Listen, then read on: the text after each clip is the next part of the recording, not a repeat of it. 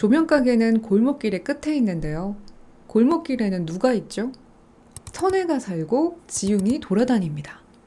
현주 역시 집에 가려면 거길 지나쳐 가야 하고요. 조명가게는 이곳에서 어떤 역할을 하고 있죠? 다나한 독서. 안녕하세요. 다나한 독서의 김다나입니다. 오늘은 만화를 독서해봤어요. 강풀의 조명가게. 그래서 조명을 한번 켜봤습니다. 켜져 있진 않네요.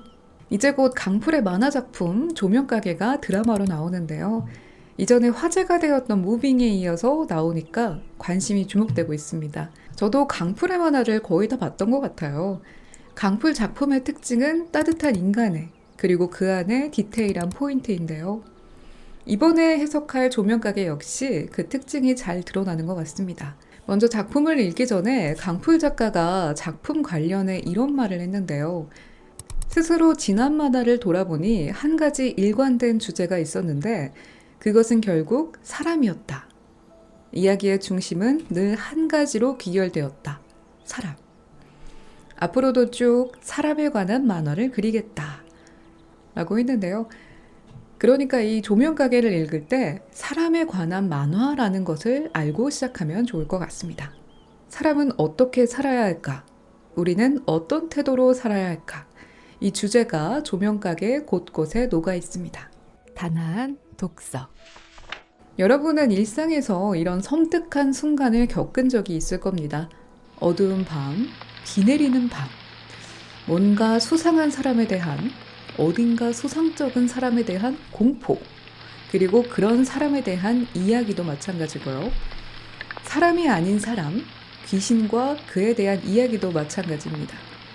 조명가게의 초반에는 우리가 흔히 아는 이 공포를 심어놨습니다. 으슥하고 어두운 밤에 누군가와 마주치는데 어딘가 수상쩍어 보이고 이상해 보입니다. 나를 따라오거나 어디서 무섭게 쳐다보기도 하죠. 사람이어도 무섭고 귀신이어도 무서운데요. 대체로 이 조명가게에서 공포 분위기를 조성하고 또 공포를 느끼는 인물은요, 살아있는 사람이 아닙니다. 이미 죽은 사람과 살 수 있는 가능성이 있는 사람인데요. 이미 생명이 끊겨 죽은 사람은 자신이 죽은 걸 받아들이고 알기 때문에 죽었을 때의 마지막 모습을 하고 있습니다. 손톱이 빠진 지영과 염을 한 현주 엄마, 사고를 낸 냉동탑차 운전사, 선혜의 연인, 산채로 땅에 묻힌 남자가 그렇죠. 그 외에 자신이 죽은 줄 모르고 살아있는 사람처럼 느낀 사람의 모습은 일반적입니다. 현민, 현주, 지웅, 선혜, 운전기사, 그리고 마지막에 나오는 정유희가 그렇죠. 이미 죽은 사람이 떠나지 못하고 그 모습으로 이승에 남아있는 건 아직 해야 할 일이 남아서입니다. 지영은 현민을 살리기 위해, 현주 엄마는 현주를 살리기 위해, 냉동탑차 운전사는 지웅을 살리기 위해, 선혜의 연인은 선혜를 살리기 위해서죠. 이들은 살리려는 인물에게 자꾸만 다가가 힌트를 줍니다. 자신이 뇌사 상태에 빠져있는 줄 모르는 인물은 그 힌트를 못 알아차리죠. 그날 이후 매일 같은 시간에 버스 정류장에서 그 여자를 보게 됐다. 궁금했다. 밤늦은 그 시간, 그 여자는 버스 정류장에서 뭘 하고 있는 걸까? 계속되는 궁금증은 묘한 설렘으로 바뀌었다. 그 시간, 그 장소에 가면 그 여자를 만날 수 있다는 알 수 없는 기대감. 기대감은 점점 커져만 갔다. 현미는 매일 같은 시간에 버스 정류장에서 누군가를 기다리는 여자, 지영을 계속 마주치고요. 너의 얼굴에 명암이 없다는 것을 네가 눈치채지 못하도록 불빛이 켜져서 명암이 드러나는 밤이 되기 전에 일찍 돌아오라고 하셨겠지. 현주는 자꾸 집 조명이 나가 전구를 사러 가게 되고요. 항상 이 어두운 골목길을 지날 때마다 골목길 안에 나 말고 누군가가 있는 느낌이 든다. 저 집들도 분명 사람들이 살 텐데 항상 전부 다 불이 꺼져 있다. 그래서 나는 이 골목을 지날 때마다 내가 좋아하는 밝은 노래를 부른다. 이 골목길은 이 노래를 부르면 빠져나올 수 있다. 지웅은 골목길 안에서 빠져나오지 못하고 계속 그 안을 맴돕니다. 잠을 자지 않고 이사간 집의 원인을 알아내려 한다. 문틈이 자꾸 벌어지고 집안의 물건이 자꾸 움직이는지, 다른 문들은 자꾸 틈이 벌어져도 작은 방의 문만은 언제나 닫혀 있다.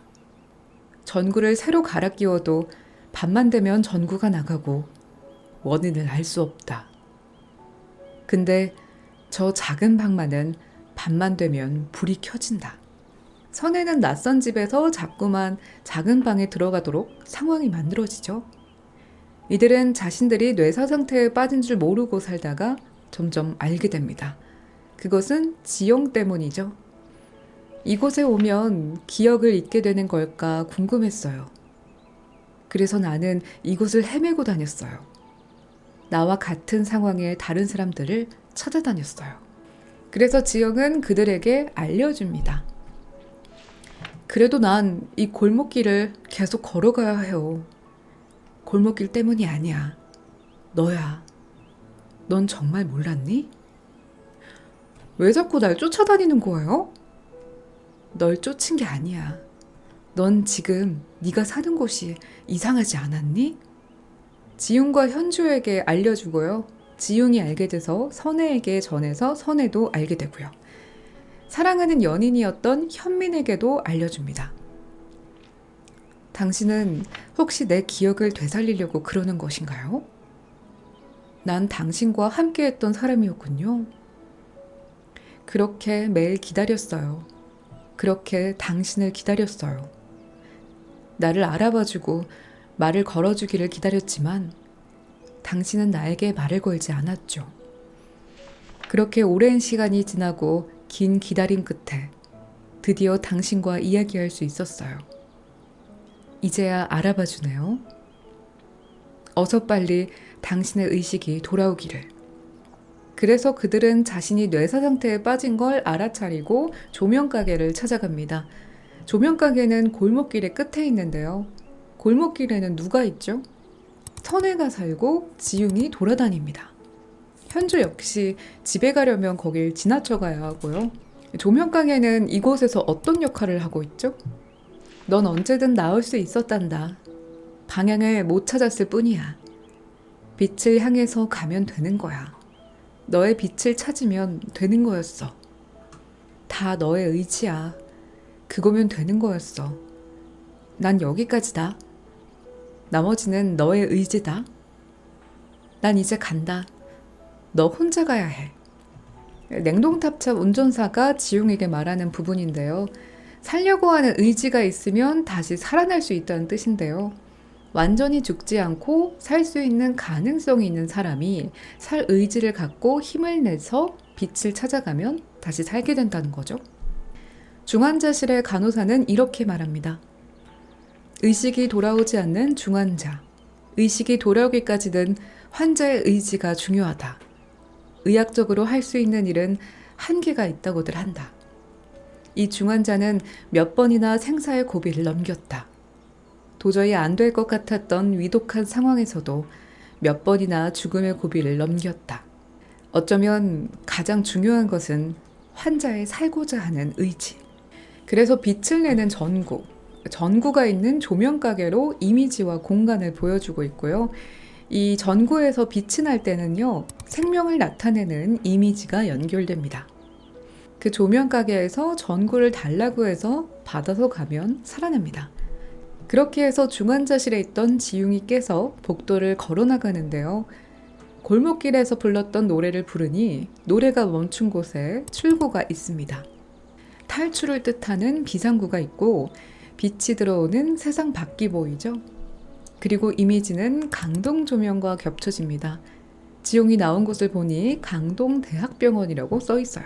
미세요라는 문구를 보고 지용은 의지를 갖고 문을 밀어 세상으로 나갑니다. 그렇게 나간 지용은 이런 말을 합니다. 밝다. 근데 왜 눈물이 나지? 이 눈물의 의미는 무엇일까요? 눈물은 여러 의미로 해석될 수 있는데요. 다시 찾은 삶의 희망일 수도 있고요. 우리가 아름다운 자연을 볼 때 절로 눈물이 나기도 합니다. 살아있는 생동감, 그리고 세상의 아름다움을 그대로 느낄 때 나는 눈물이기도 하겠죠. 그렇게 지웅은 다시 살게 되었고요. 선혜는 다른 선택을 했습니다. 선혜야, 집안이 너무 어둡지 않니? 그러고 보니 여긴 한 번도 밝았던 적이 없었네. 나가서 전구 좀 사올래?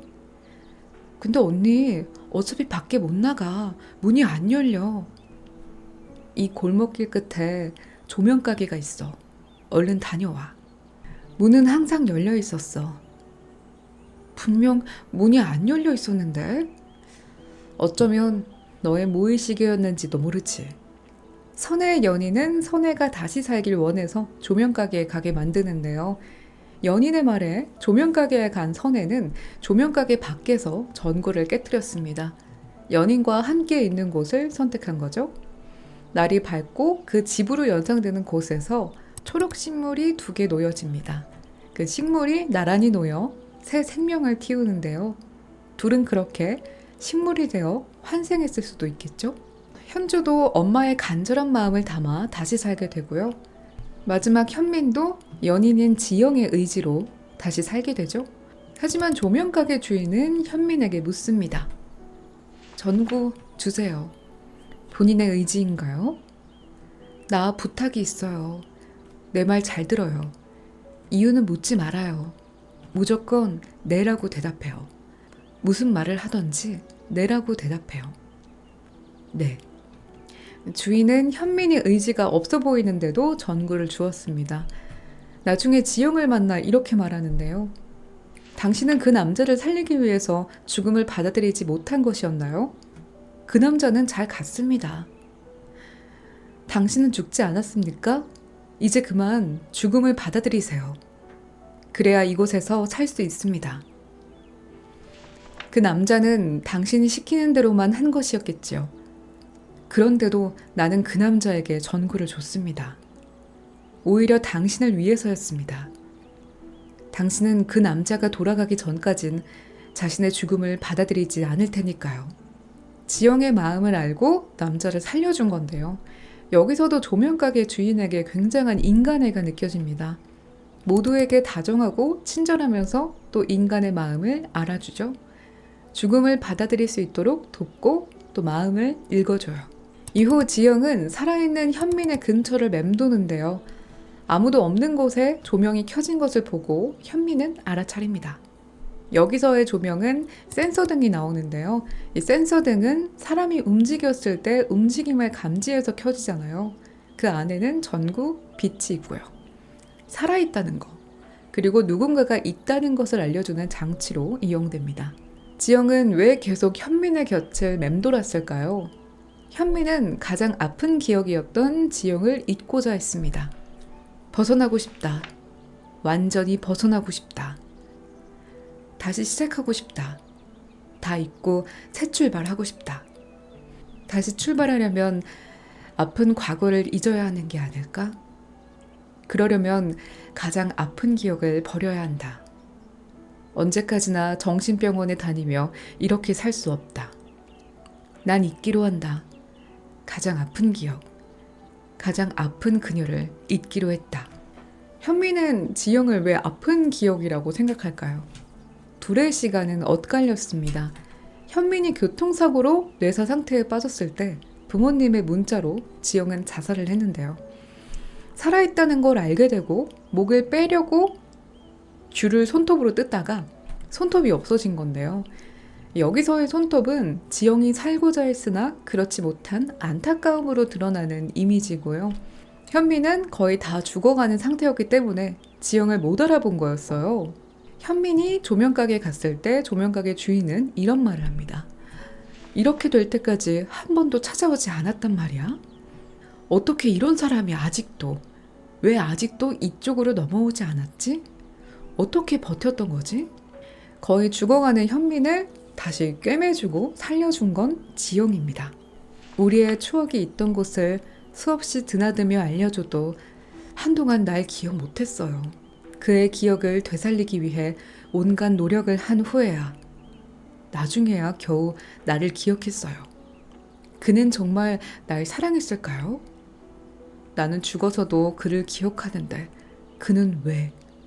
추억이 있는 곳은 어디였나요? 지영은 펜션에서 그를 꿰맸고요. 극장과 공원도 나왔습니다. 하지만 그가 기억하지 못하는 건 이승에서의 기억을 모두 잊고 저승으로 갈 정도여서인데요. 현주와 같은 아파트에 살면서 마주칠 때 이런 대화가 나옵니다.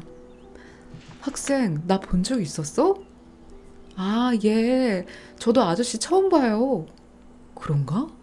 그렇지. 저도 사실 아저씨 집이 우리 옆집인지 오늘 처음 알았어요. 그러고 보니 그렇네. 여기가 우리 집이지? 내가 언제부터 이 집에 살았더라? 그런가? 내가 언제부터 살았더라? 뭐 이런 문장으로 현민은 모두 기억을 못하는 것으로 보이고요. 나중에 현민이 살게 되었을 때의 아파트는 복도가 뚫린 아파트는 아니었습니다. 지영은 그가 나를 사랑했는지 의문이 들었지만 첫 장면은 이랬습니다. 그 시간, 그 장소에 가면 그 여자를 만날 수 있다는 알 수 없는 기대감. 기대감은 점점 커져만 갔다. 전화번호 불러주세요. 그쪽은 여기서 혼자 뭐 하시나요? 같이 있어요. 지영을 기억하지 못하는데도 현미는 그녀를 보자마자 좋아했습니다. 기억만 없었을 뿐 그녀를 좋아하는 마음은 변함이 없었죠. 처음 보는 여자라고 생각하면서 좋아하는 마음을 가지게 되는데요. 조명가게의 마지막 문장은 이렇습니다. 내가 그리로 갈게요. 당신이 부르면 갈게요. 당신이 다시 나를 부르기를 기다렸어요. 사랑해요. 이제 우리 영원히 함께해요. 사랑하는 마음으로 지영은 현민 곁을 떠나지 않고 죽음을 받아들이지 않으며 같이 있는 걸 택했는데요. 이것 또한 다른 의미로의 사랑 형태겠죠? 그리고 저는 이 문장에서 다른 것도 보였는데요. 우리는 살면서 가끔 죽은 이들이 보이지 않아 잊는 경우가 있습니다. 어쩌면 그들은 우리를 잊지 못해 주변에 맴돌 수 있는데 그들은 이렇게 지영처럼 다시 불러주길, 알아주길 기다리고 있는지도 모르겠구나 싶었어요. 이 조명가게에서 죽은 사람이 마음을 다해 사람을 살려주고 또 그 사람은 사람을 잊지 않고 살아가는데요. 인간애가 더 돋보이는 인물은 중환자실의 간호사입니다. 안타까운 경제 사정으로 사채를 쓰다 암매장 당한 중환자에게 귀를 파주고 또 자신이 좋아하는 음악을 듣게 해주며 위로를 해주는데요. 힘내요. 힘들어도 힘내요. 어쩌면 우리는 그런 의지가 생기도록 도와주는 것뿐이야. 사람은 혼자서 못 산다는 말, 그거 맞는지도 몰라. 의지는 다른 사람에 의해서 생기기도 하거든. 지웅이 너의 의식이 돌아온 것도 어쩌면 누군가의 바람이었을 거야. 어쩌면 자신과 연관이 없는 사람인데도 마음을 다해 위로해주고 살아나길 바라며 도와주는 사람입니다. 이 조명가게에서 자주 나오는 대사가 있습니다. 어디든 사람 사는 세상 아니겠습니까? 기다리면 언젠가는 다시 만날 겁니다. 이승이든 저승이든 어떤 형태로 사람이 있고 우리는 자연스레 다시 만나게 될 것이다 라고 하는데요.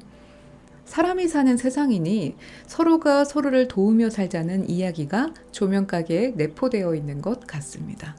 사고를 낸 냉동탑차 운전사도 자신이 있는 힘을 다해 잘못을 뉘우치고 사람을 살리는데요. 어느 하나 못된 행동을 하는 인물이 없는 이 조명가게. 읽고 나면 살아갈 의지와 희망이 생겨나는 그런 작품이었습니다.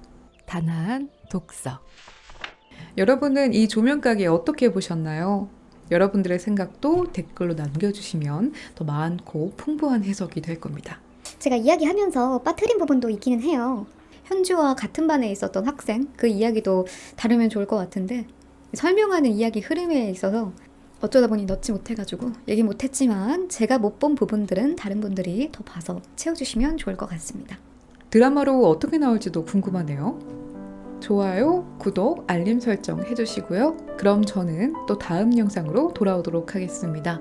단아한 독서의 김다나였습니다.